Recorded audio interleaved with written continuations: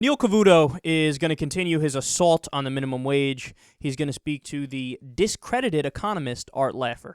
No American is ever made better off by trying to pull a fellow American down. And we're all made better off whenever any one of us is made better off. And now you'll recognize, but if you're a rising tide raises all boats. Absolutely, but if you're one of the beneficiaries of those myriad programs, you are less inclined to support the guy who wants to take them away. I don't think that's true. I don't think people are proud to live on welfare. I think they'd much rather have a good, high-paying job. And I'm really surprised, that people in the Republicans, Romney wanting to raise the minimum wage, that's really anti-poor.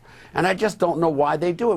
We all want to raise the wage, but not a legal minimum wage. Why not have a $30 a wage because you have so many people employed and growth is so high? That's what we all want. If we just get rid of the minimum wage, then everybody will make $30 an hour minimum. You're just wrong, dude. Asking this guy his opinion on anything involving economics is like holding up Tiger Woods as your expert on how to not cheat on your wife. It doesn't make any sense. The guy is exactly wrong on everything, but they act like he's some sort of an expert. And then let's break down a few of the other things he says there. A rising tide lifts all boats. That's what we're in favor of. Except, wait a second. If we actually had that idea in place that, well, look, capitalism just pays you what you're worth, man. However much you produce, that's what they give you. Well, then the minimum wage workers would be making $21 an hour because that's what they produce, but their wages are being kept artificially low. The corporations are paying them $7.25 when they're producing $21 worth. So don't give me that bullshit that, as a rising tide lifts all boats, capitalism, you just unleash the beast and everything will work out fine. And then when he says, well, look, people aren't proud to be on welfare. But wait, you're always the guys that tell us that people are proud to be on welfare. And then if you have welfare, people are just obviously going to want to stay on it, and then it's going to breed dependence. So which is it? Is it that they're not proud and they're trying to get off it ASAP, which is what we say?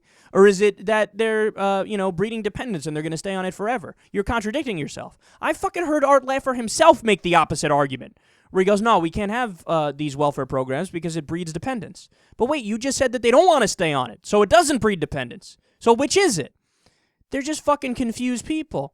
And then the best part of all, it's anti-poor to want to raise the minimum wage. Oh, yeah, good point, man. Great point.